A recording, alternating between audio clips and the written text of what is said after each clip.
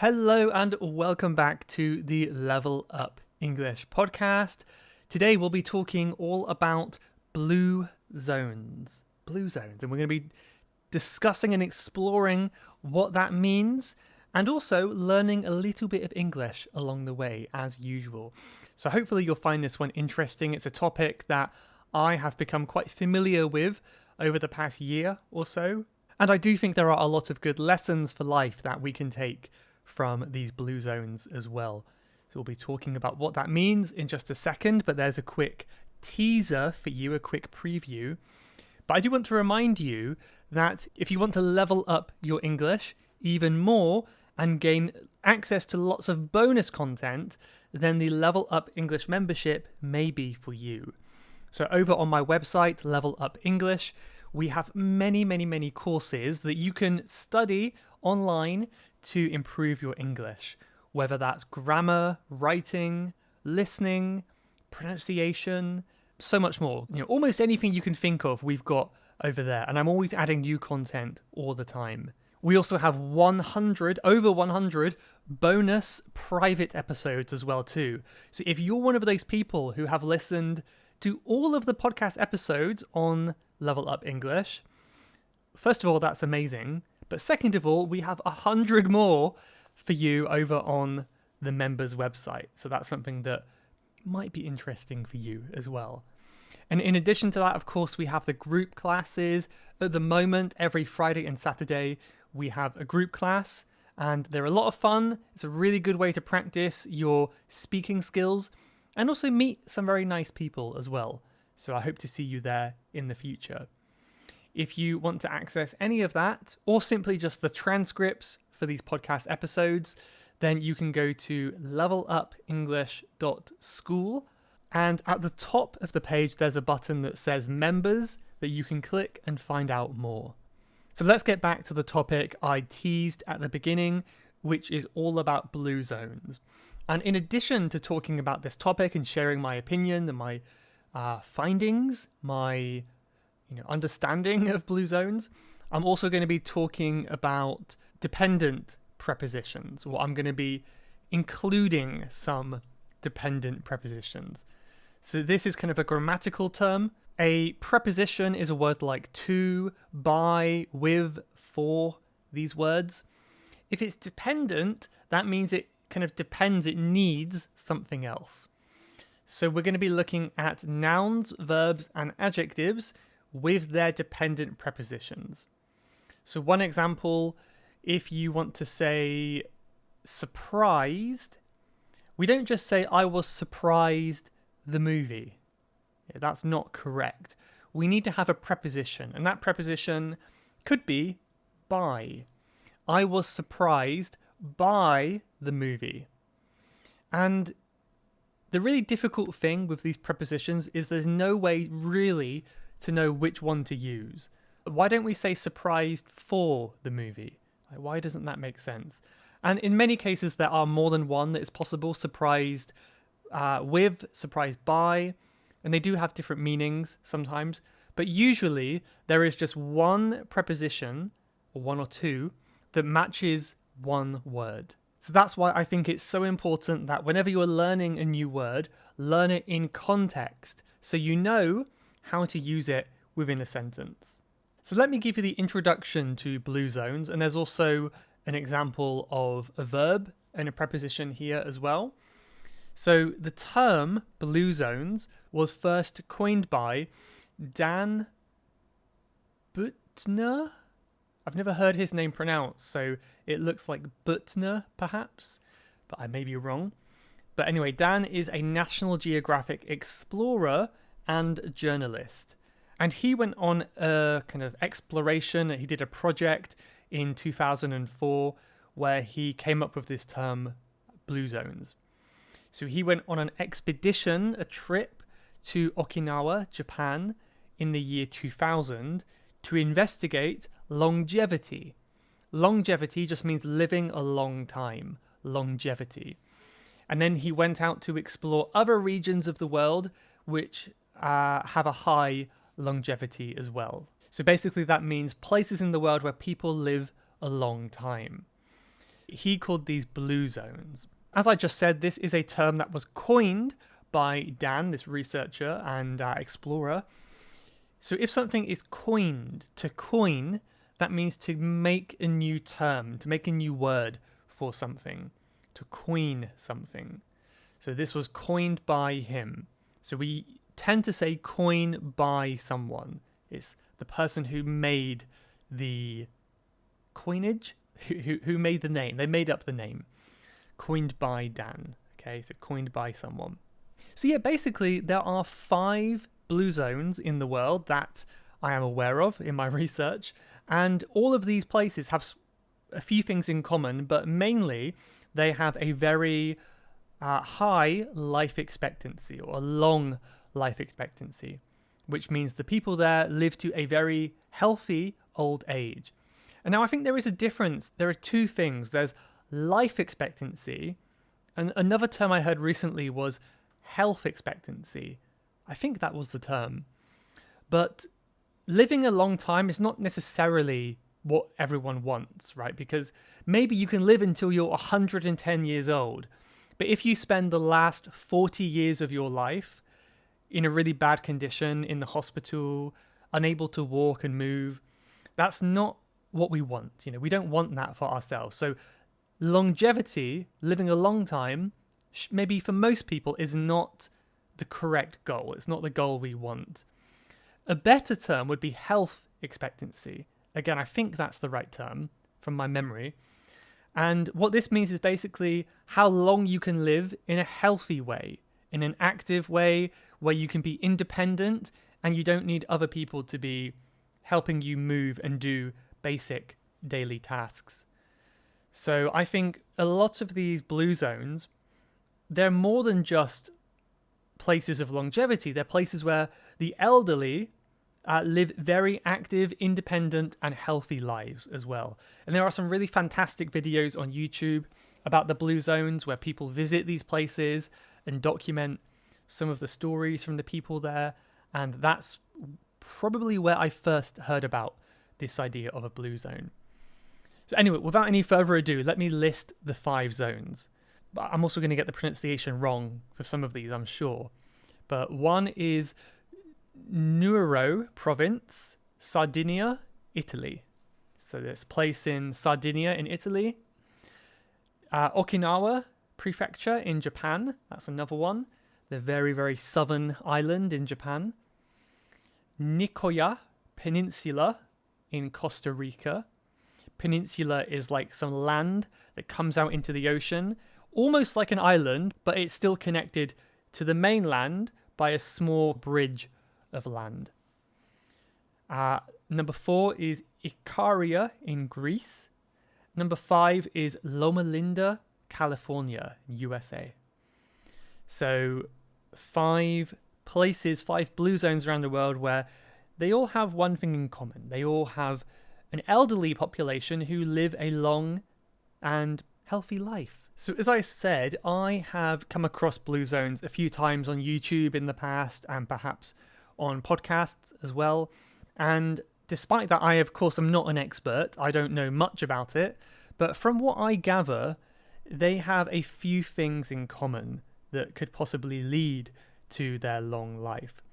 I mean, one thing that we should just say right at the beginning is I wonder how big genetics is a factor, right? Because, you know, genetics are not everything, but they do make up something. So genetics is what is passed down in your blood from your parents, right? So this is something that you cannot really control.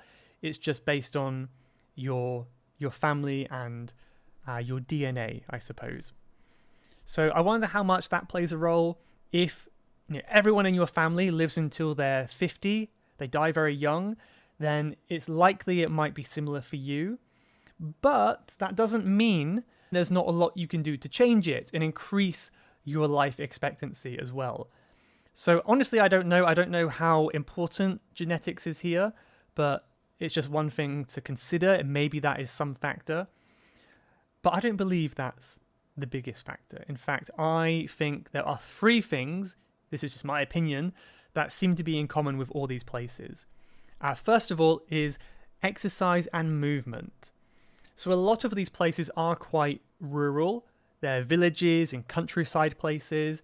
And, maybe that could be part of it as well, right? That they have the beauty of nature all around them. They're away from the stress of the cities, for example. But one important aspect of living in the village or the countryside is things are not so convenient. So you need to move around quite a lot. You need to walk from house to house to see your friends, go out, grow some vegetables, walk to the supermarket to get some food, or whatever you might do. There's going to be some movement involved. So I think that's a big contributor to longevity, right? Is movement and exercise.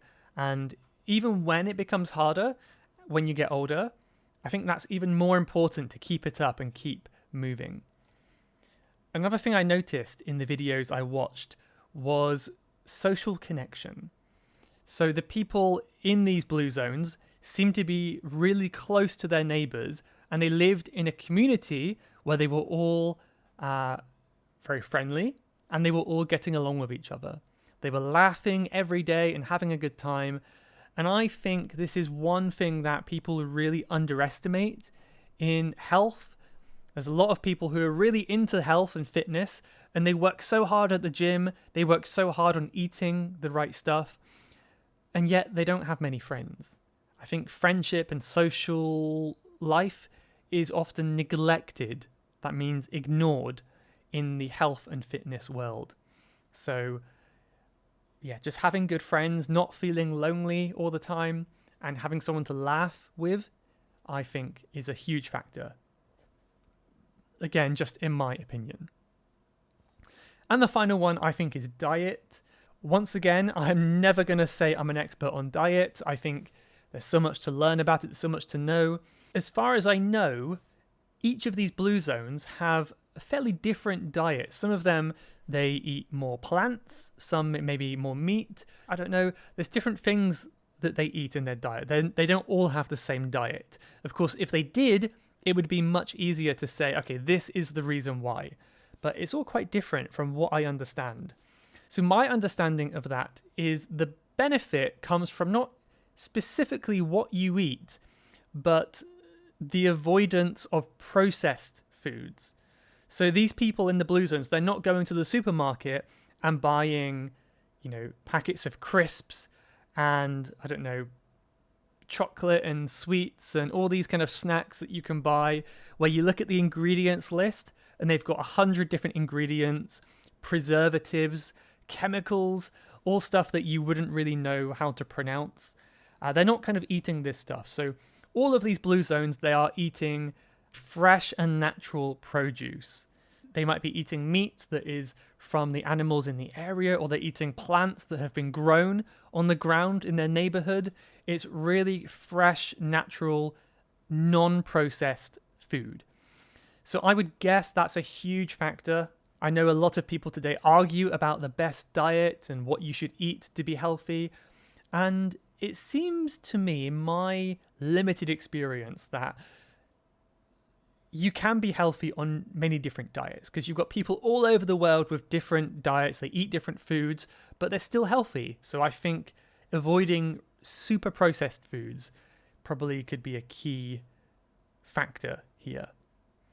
So I could use a dependent preposition and a verb again and say, personally, I would attribute their longevity to those three factors: exercise, social connection, and diet. So I use that phrase, attribute to. If something is attributed to something, it means it's kind of connected as the cause, the reason for something. So for example, I feel so tired today. I've got red eyes. I've got a bit of a headache. I'm just not feeling good. I can attribute these feelings to jet lag, to feeling tired after a long flight. Attribute to something. That's a really useful one there. So now let's look in a little bit more detail at what Dan Buettner's team identified as 9 healthy principles for life for longevity. And this is what they called the Power 9. So they believe these 9 things are the core, are the important parts of blue zone life. So we're going to go through these 9 here and then maybe talk about some more dependent prepositions with some of them. So some of them do happen to correlate with my ideas. They happen to match with my ideas as well, which makes me feel a bit more confident. So number 1, making movement a natural part of your day. So what that means to me, natural part, is not necessarily going to the gym every day, but just getting outside, moving, going for a walk, having some movement as a natural routine in your day. I think that's important. So movement, don't just sit down all day like I have done today. Number 2, knowing your sense of purpose. That's very interesting. I guess that makes sense to me because there are stories, you do hear stories about people who, it's very sad, of course, but people who retire, they quit their jobs, and then maybe 2 weeks later they have passed away. So I think for some older people, especially, when they lose their job, especially when their job was their life purpose, and they didn't have a purpose outside of their job, then they kind of have no purpose in life.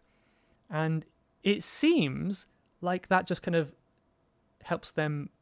That's not the right way to say it, is it?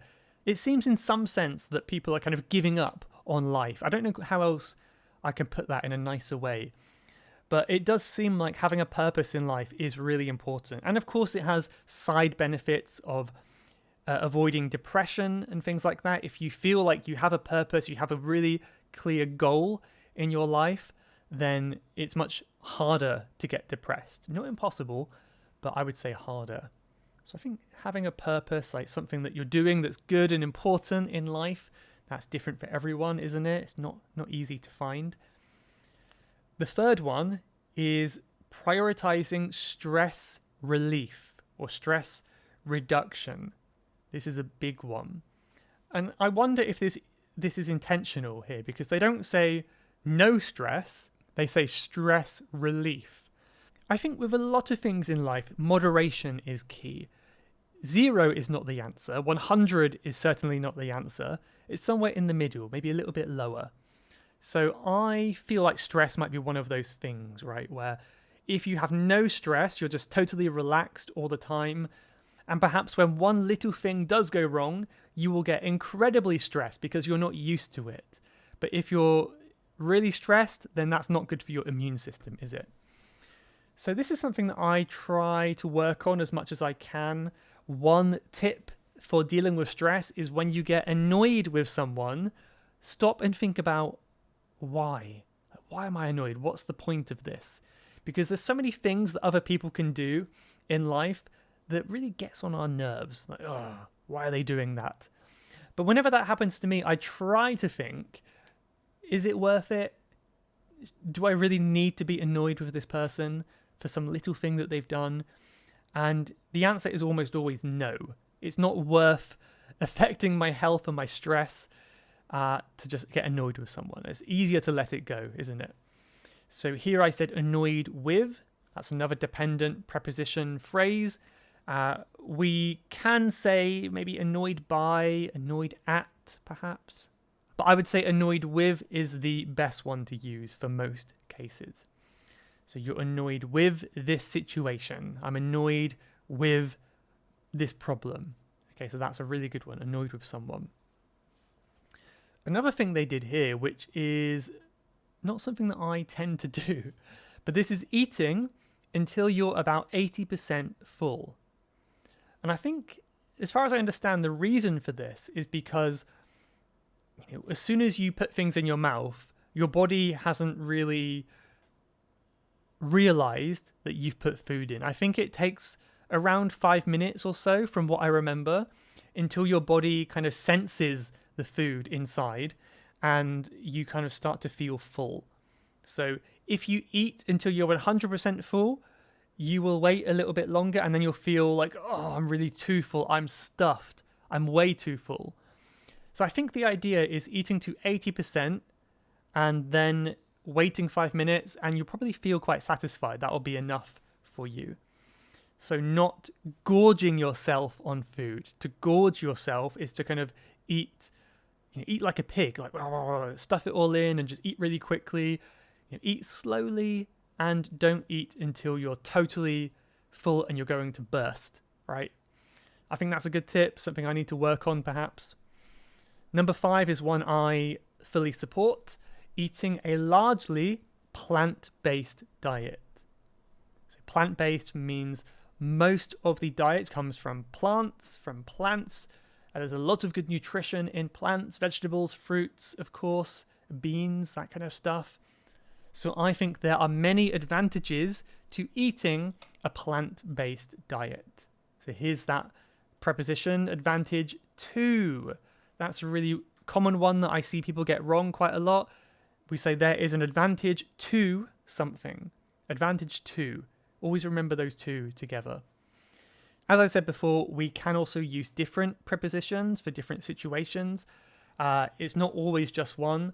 Like we tend to say advantage to verb and advantage of noun. So there are many advantages to eating. One advantage of this would be blah, blah, blah, blah, blah. Okay, so we can say of for nouns as well.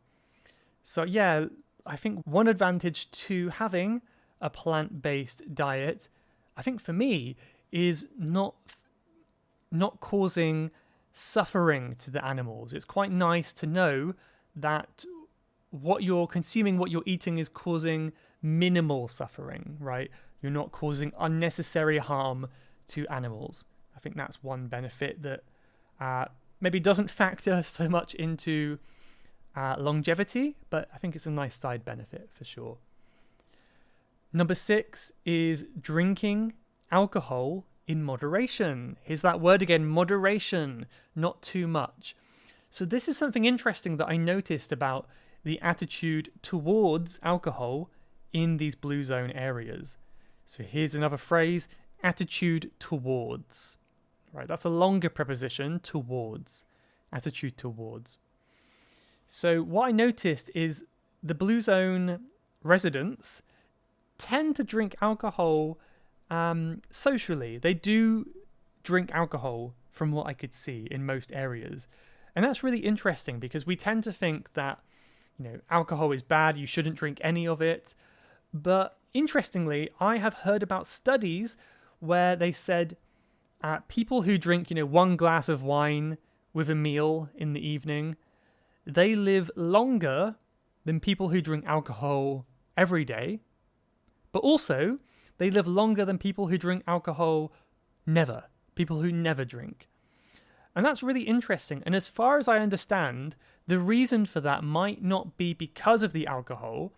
People do say sometimes maybe, a glass of wine has some positive effect on your health. But I think generally alcohol is not good for your body. It's not good for your liver, your organs, your skin. It's not great for you. But perhaps what alcohol does is it's connected with the social interaction. So you never see people in these blue zones drinking alone at home, in a bar, just downing beers and, feeling sad. They're always with other people and sharing a glass of wine together.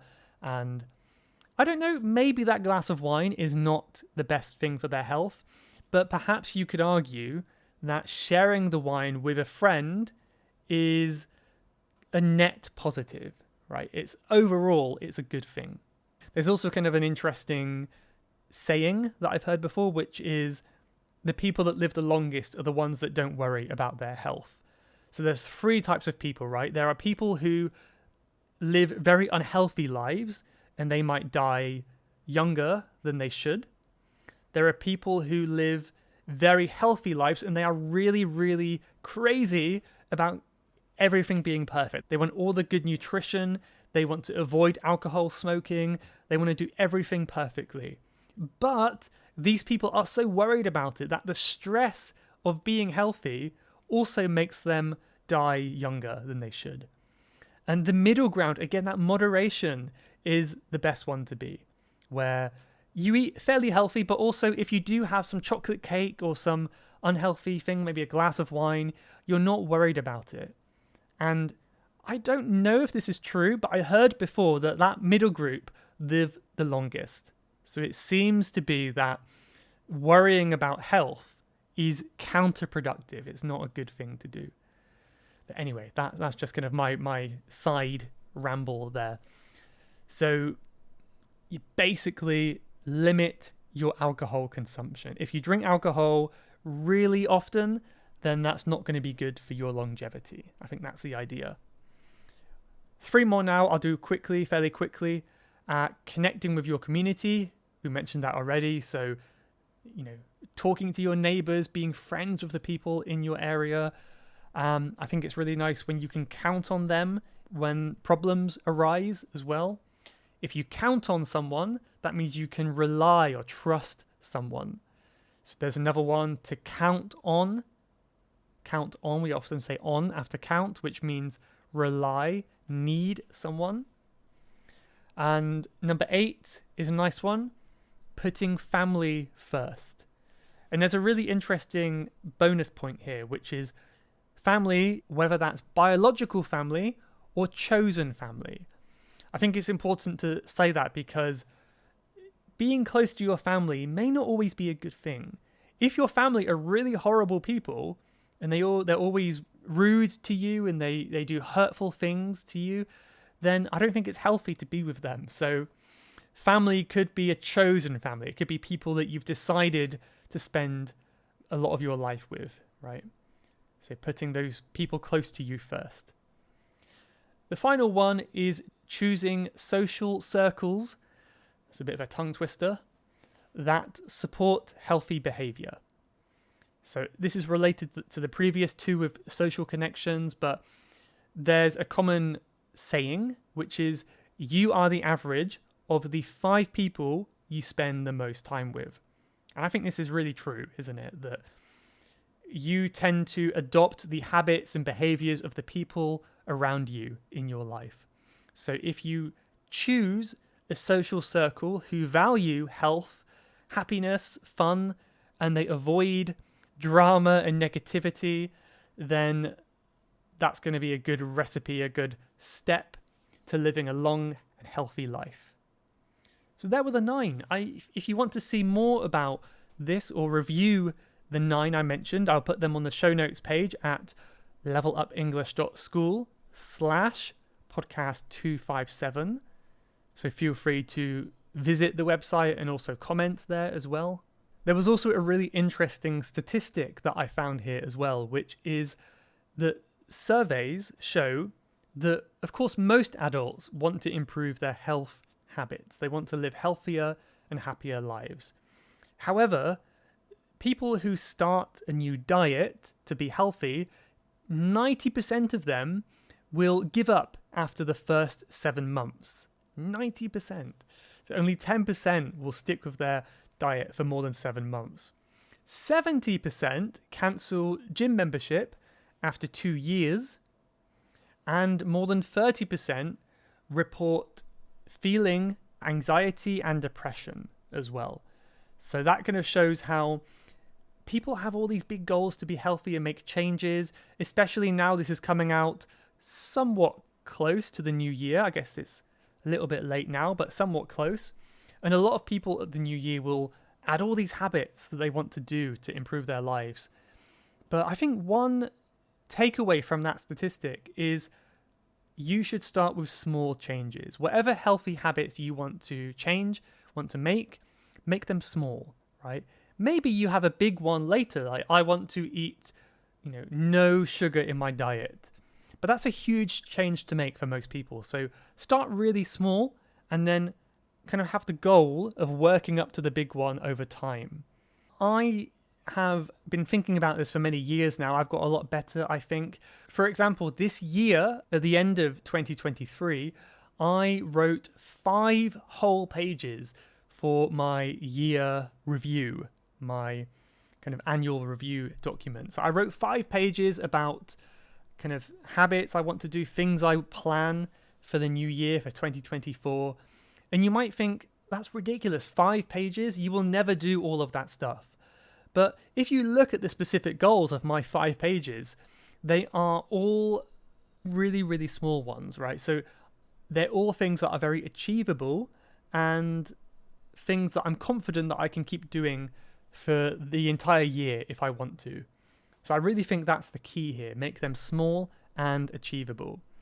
So just to give a quick summary, I mentioned a little bit before, but this is my uneducated view, my non-expert view, that, as I said, the diets from each blue zone seem to be quite different, and even alcohol and smoking can be quite commonplace in these blue zones, which is interesting. So I would guess that people there are not healthy because of alcohol, because of smoking. They're healthy in spite of these habits, which means probably if they didn't do these things, it might be even better, right? So for me, it seems like eating natural, unprocessed foods are a good thing, is the pattern in these blue zones. Also, daily movement, exercise, and low stress, which is, of course, connected with laughing with friends as well. So those things, I think, are my own summary of what these blue zones have in common. And even if you don't live in one of these blue zones, I'm sure you can add some of these habits into your own lives as well. I think we're all capable of living this way, no matter where we are in the world. And here's the last one today. I say capable of doing something. So that means you can do something. We're capable of living this way. And of course, if this stuff is really important to you and you want to live a long, healthy life, and you think your current life circumstances don't allow for this lifestyle, then consider making a change. It's never too late to make a change in your life. So if you have the kind of job where you're forced to sit down all day and eat junk food, then think about what changes you can make to go in the right direction. I'm sure there's something you can think of. But yeah, I'll leave that there. So I hope that was interesting, a bit of a random topic and an enjoyable one too. By the way, I should say this was a request episode, a topic that was suggested from one of the listeners and also members of Level Up English. So thank you for suggesting this interesting topic. Let's end, as we often do now, with a few reviews from Apple Podcasts and a quote. So the first review is from Tommy Puma in Germany, apparently. And they said, "Dear Michael, I really do love your podcast. For me, actually, the best podcast to improve my English skill on an everyday level. I always feel happier about my understanding because of your clear and smooth pronunciation, which makes me able to understand every word and every explanation. Thank you very much for that, Michael. So much appreciated." Well, thank you very much, Tommy. I'm really happy to hear that. Happy that you find it easy. Appreciate your nice words. One from 8QX0 or Heber. Maybe this person's called Heber. And they said, "I love it. I'm a new student learning English and I like it. Good job. Thank you." Thank you, Heber. Very kind of you. Short and sweet. I like it a lot. And then one more from France. "Hi, Michael. Thanks so much for your podcast. I have learned so much thanks to you. Keep up the good work, please. So helpful." And that is from NH90FR. So thank you to you three for those reviews, and anyone else who leaves a review on Apple Podcasts, Spotify, or wherever else you listen. It really means so much to me, and it helps the podcast grow as well. So thank you. I actually have a quote now from the man himself from the study, from the Blue Zone, the man who coined the Blue Zone term. Again, maybe his name is Dan Buettner. I don't know, it seems kind of French to me. I don't know where that's from, but I'm sure I've got it very wrong. But anyway, this quote from him is, "Knowing why we get up in the morning is one of the great antidotes to the downs in life." So this relates back to that point earlier from your purpose in life. If you get up in the morning and you have a purpose, you know why you're waking up. That is one of the greatest things you can do to feel good about your life. What a great quote to end on. So anyway, thank you for listening. Hope you enjoyed this one, and I shall see you in the next one. Goodbye, everyone. You have been listening to the Level Up English podcast. If you would like to leave a question to be answered on a future episode, then please go to levelupenglish.school/podcast. That's levelupenglish.school/podcast. And I'll answer your question on a future episode. Thanks for listening.